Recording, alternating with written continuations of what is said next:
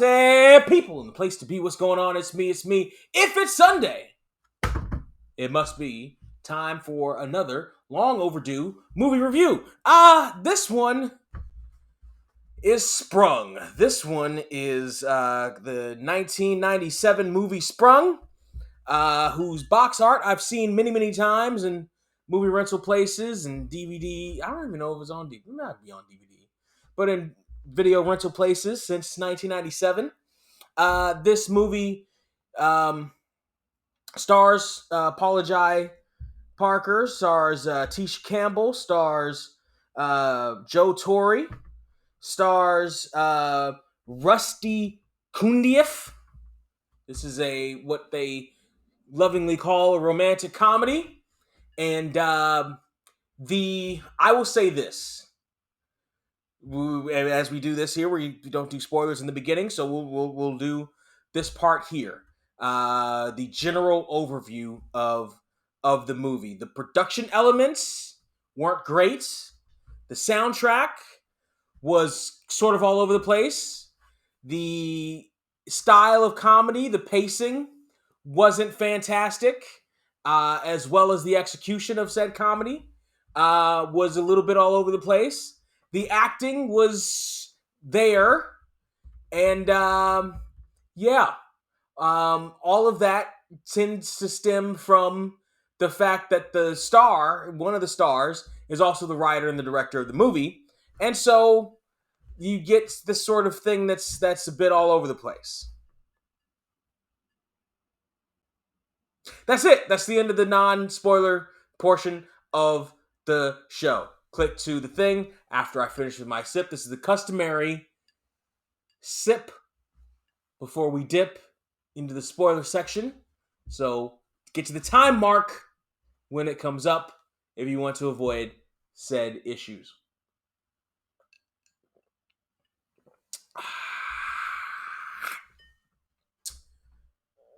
All right, so Joe Torre and Rusty are going to a party that Paula Jai and Tisha are at. Paula Jai is nothing but a gold digger, like just straight up gold digger. Tisha is nothing but a bitter chick who seemingly must have just broke up with somebody. They don't show that in this movie. Joe Torre is a stereotypical Mac type character, a playa, but not from the Himalaya. No. And Rusty is, I guess, a simp type character, because our boy Rusty has zero game. It starts with narration and ends with narration. That's a nice little trope that this movie doesn't earn at all, or deserve, or keep up with throughout the rest of the movie. There is a thing early on in this movie that I noticed, I picked up on: the receipt game. The receipt game. Our boy Joy Torre goes to a bank to pick up a receipt that has a large balance on it to use later in the movie. This is something that I learned from Tom Likas, the radio host, and actually executed. There was a website that printed out these fake bank receipts for you, and you could have them in your wallet. And the whole thing was you let them see it somehow. In the movie, he pulls like a piece of gum out of his pocket, right, to try to offer it to him, and he lets it slip. He accidentally drops it on the floor, and they check it out. The way you're supposed to use it is, or I used it as, you kind of like, oh, let me get your number. Let me give you my number here. And you pretend like that's all, you had bank receipts in your wallet, right? You just pretend, just write on the back of that, and you hand it to them. And then eventually they see it. I was like, oh my. I haven't used it in a while, because I picked it up like on the tail end of when that was sort of acceptable, because essentially now everything's on your phone. Like if you're going to get a number, they're going to put it on their phone right away. Like nobody has pens. Nobody has a pen anymore. That used to be a thing. When I started in the dating world as a teenager, you used to have to you always had a pen on you. Even if you didn't always have a piece of paper somehow, you were supposed to always, and the rock means always, have a pen on you in case you get a number, or in case you give your number to somebody else. When you go to these little youth events, you always had a pen on you. Always. You young whippersnappers don't know what that is. You don't know what that's like.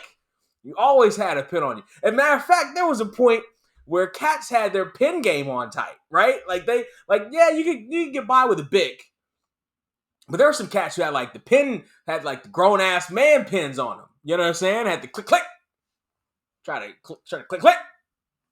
Like yeah, like y'all, you young cats don't understand the pin. Let me tell you something. You don't know nothing about that there boy. You don't know nothing about that there boy.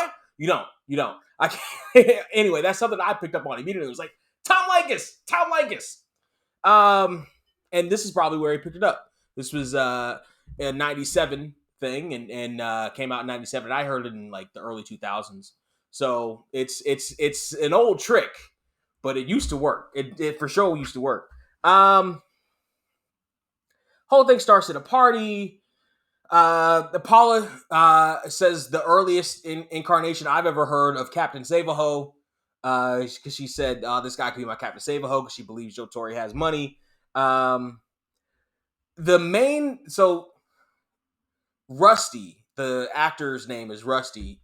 He's Tisha Campbell's love interest in this. He's also the writer and the director, and he is out of his depth in a few different ways in this movie, and it shows throughout the entire thing. Acting wise, he's out of his depth from the other three because they all have acting chops. They all have comedic acting chops. They've all done this before. Joe Torre is a stand-up comic. Paula Jai has been up to this point had been in some things before. Tisha Campbell up to this point. This is season 2 of Martin when this came out. 2 or 3 of Martin when this came out. No, Martin was like 93 when it came out. So it came out in 97, meaning that they probably filmed it in 96, meaning that this was around season 2 or 3 of Martin. Not to mention all the other stuff she's been in, Little Shop, School Days, all that. All she's got a pedigree at this point. She's got an extensive pedigree. She's at least 10 years in the game at this point. She's got an extensive pedigree. He's way out of his depth, super duper out of his depth. And I looked up his IMDb. Apparently, he had gone on to direct some other stuff, including some Chappelle Show episodes, like a bunch of them, like 25 of them. Like, really? Because there's no funny here. Like, there's very little funny here in this romantic comedy. Tales from the Hood. He directed all 3 Tales of the Hoods. Did you know there were 3 Tales of the Hoods? You do now. He directed all 3 of them. Like, he directed some stuff that you would know. Some mostly episodes of stuff, but like his directorial debut here is not great. The writing here, I don't know if it was better on the page than before Trimark got a hold of it. And I know it was Trimark Pictures because they let you know it's Trimark Pictures 8 or 9 different times before the movie even fucking starts. It's like, it's Trimark Picture for Trimark Pictures for Trimark. It's like, no one gives a shit about your fucking no one gives a shit. Especially that 97. No one gives a shit. You know the only movie studio anybody gives a shit when they see their logo or their mark ahead of the shit? The only one. Marvel. You ain't Marvel. You ain't Marvel. No one gives a shit. He's way out of his depth here in terms of acting. Way out of his depth here. I don't know at this particular point in his career. I don't know if there's something didn't click with the writing. They tried to do these different sort of fantasy sequences where these different people, the different characters, they get these ideas in their heads of what love or marriage is going to be like. Like the lights get rusty, he gets surrounded by a bunch of dudes, and they tell him, "Oh, she's gonna get fat," and he has this fantasy where Tisha Campbell blows up while she's riding him and stuff. And those comedy moments, those styles clash with the rest of those tones clash with the rest of the tones of the movie. They don't come in seemingly organically. They aren't played well. They aren't really shot well. They don't come across as funny at all. And I know, you 2021 glasses. Nah, I'm stuck in the 90s still. Look, I got the 80s. This is Teen Wolf, the original, the OG movie Teen Wolf. Michael J. Fox Teen Wolf shirt I got on. I'm stuck in the 80s and 90s. I can easily go back and get that sensibility again, or keep that sensibility. Even by 97 eyes, I'm like, this This ain't good. This is not well done. So the terms cheap, there are two terms that kept coming up in my head when I thought about this. Cheap and weak kept coming to mind. Cheap with how it was shot, weak with the dialogue and the premise. The ADR in this sucked. So early and often it sucked. Sucked. The audio quality of this movie was garbage. Hot garbage.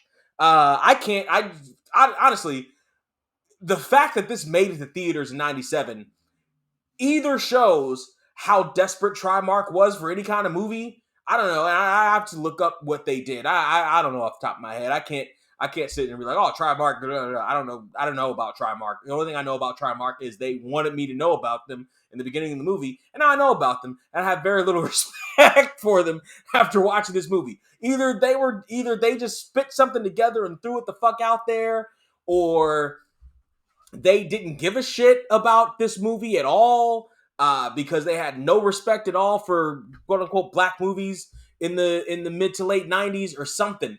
The quality of this work is not great in by any means necessary. There were three standouts in this movie, and they were all side characters. First was John Witherspoon, who comes in as a cop because of some stupid shenanigan where Paula Jai tries to get Joe Torre arrested after they have sex.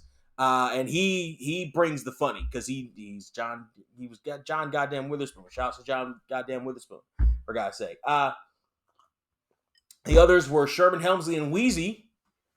George and Wheezy Jefferson make an appearance. Shouts to them.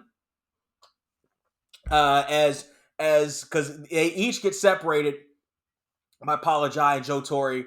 And Joe Torre has a whole bunch of dudes telling Rusty how marriage ain't shit, and Paula Jai has Tisha Campbell telling her that marriage ain't shit, and they all try to tell them that.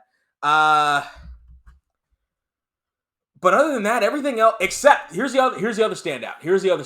Tisha Campbell's ass in this movie. God dog. God dog.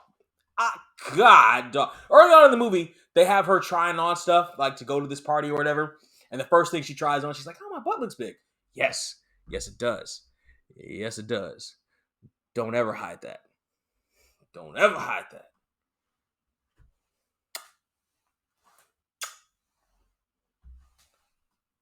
That part was directed well. Her ass was directed well. But ironically enough, so we get to the point in this movie where Tisha and Rusty have sex, and it's supposed to be act like passionate. This is the main couple of the movie. It's not supposed to be funny. So Joe Torre and Paula Jai, they have funny sex, right? Or it's supposed to be funny sex. That goes on for way too long. And again, the tone of that is way out of the rest of the tone of the movie, and that's only like 5 minutes in. But Tisha and Rusty have sex in the movie, and Tisha looks like she's trying very hard. She looks like she wants you to know she's having. It doesn't look natural. As my drama teacher said many times before, I caught you acting. I can see you acting, Tisha. She was almost like kissing him, but also like side eyeing the camera, like, "Ooh, ain't I sexy? Ooh, ain't I sexy?" And it's like that doesn't look natural. Like I don't believe that's how you actually have sex. I believe that's how you want. I believe you. It didn't work. Ironically enough, as sexy as Tisha Campbell is and was in '97, she was trying way too hard in those sex scenes, and those should have been the highlight. That should have been one of the highlights of the movie. It's like, oh, this is bad. This is like, this isn't even good for porn. Like that was terrible. That was those. Wow. And again, Tisha Campbell's a talented actress. We've seen Tisha Campbell's talent since School Days and Little Shop. She has talent, an immense amount of talent, physical comedy, timing, everything. But those sex scenes, whoo, oh, they were trying too hard. Oh, they were trying too hard. This movie sucked. This movie sucked. And by the time, so it starts with a wedding. One of them's running around trying to get ready for the wedding, and halfway through, I'm like, how does this end in a wedding? Because for the first 30 minutes of this, and this is an hour and 48 minutes, or an hour and the official runtime on Wiki is an hour and a half, 105 minutes, so an hour and 40. Boy, does it feels like two and a half. It feels like two and a half. Like this shit, because it was all over the place. It was nonsensical. The through line didn't make enough sense. I didn't like these characters enough to want to even continue. I really did think about cutting this shit off about halfway through. The first 45 minutes are just them fighting with each other. Everybody just fighting with each other. So it's like, how the fuck does any of this end in a marriage? The only chemistry whatsoever really seems to be Paula Jai and Joe Torre, because they're the two funny ones, and they kind of make that antagonizing attraction work as much as they can in the environment they're in with the director that they're with and the stuff that they're told to say. But there are definitely points where it drags. Like I said, about halfway through, I was like, wrap this shit up. Ironically enough, since he's directed Chappelle Show, wrap it up, B. Wrap it up. I was sitting there like, God damn, hurry up. Finish this movie. Finish this. I was very close to just cutting this shit off because the writing sucked. The directing sucked. The audio was so fucking distracting. The chemistry, what minimal chemistry there was not between the two romantic leads in any way, shape, or form. I ugh, ugh, ugh, ugh, ugh. Sprung. I can't call Sprung a hood classic. I can't. And honestly, I don't even know that many hood people or black people in general that really remember Sprung fondly, right? How to Be a Player, they do. The other Bill Bellamy movies, the one with Vivica A. and Tommy Davidson, they remember that fondly. A couple other these little date rom-com, raunchy com, whatever movies they remember fondly. I don't think Sprung gets remembered that fondly. I don't even think it got rented that much at the time. Rotten Tomatoes gives it a 22%. I believe it. I fucking believe it. That even though it's an aggregate site, but I fucking believe that. I can get why. I understand why nobody really remembers this that fondly. I never, and The Rock means ever, have to see this fucking thing again, and thank God for it. Out of $15, this shit gets $2.50. This shit is terrible. It is and a waste, and an utter waste of the talents that they actually do have. A total and utter waste of Paula Jai, Joe Torre, and Tisha Campbell. Total waste. Now, again, I'm going to give some caveat to this. I don't know what happened between Rusty and Trimark. I don't know what happened between the page and the screen. I don't know. All I have is the screen. And that screen is broke, toe up, needs to be tossed the fuck out. Let me just shut the door behind you, get a brand new one put on there, because that shit was terrible. $2.50, and I'm being generous. Party people, I am 100% right on this one. I thought about cutting this shit off. You understand? I thought about ending it early. I thought, please, merciful God, because it wasn't even bad enough. It wasn't even so bad it was good. It went down that hill and into that valley of terrible, but it never made its way back up. It got to like 3/4. It got to like 7/8 of the way down into that terrible valley, and just slowly kept descending. Instead of using that momentum to get back up to the other side, it just kept slowly descending. Ew. So slowly. I can't believe this is only 105 minutes. So slow. The fucking HBO Max says it's 148 minutes. So slow. And the wiki says 105. I don't know if it had fucking 45 minutes worth of credits or some shit. I don't know. If it was 148, it still felt like 2.5. An hour and 48. It still felt like 2.5. It felt like there was another 45 fucking minutes on top of this shit, and this shit was didn't even make 2 hours. Oh my God. No. No, baby. No, baby. No. Party people, the sooner I end this thing, the sooner I don't have to talk about this shitty fucking movie anymore. But the sooner you can tell me down there in the comment section how right I am, how correct I am about this terrible abomination of a movie and waste of the talents involved. Because you know I'm right. How? Of course I'm right. I'm your favorite YouTuber, and you know I am.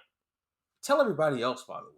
Like, share is the most important thing. Share. Don't share this fucking movie. Share me. Share me. My page is polyamorous. Goddammit. Share me. And you can subscribe if you feel the need to. Also, the How Do We Even Get Here podcast. It drops every Thursday on YouTube and everywhere you get your favorite podcast. Well, how do I listen to it on YouTube? Well, first of all the links should be in the description. But how do I find it on YouTube, you ask? I'm so glad you asked that question. tinyurl.com/getHereTube is where you go. tinyurl.com/getHereTube is where you go for the YouTube portion. If you're looking for it on any of the audio devices, we have a link tree. It's the link tree thing /GetHerePod. Or just look up How Do We Even Get Here, and that's where you'll find us every single, me and my homeboy Trey, every single Thursday. As for me, and this channel, and this fucking terrible fucking movie, I'm out of here. Peace. And as always,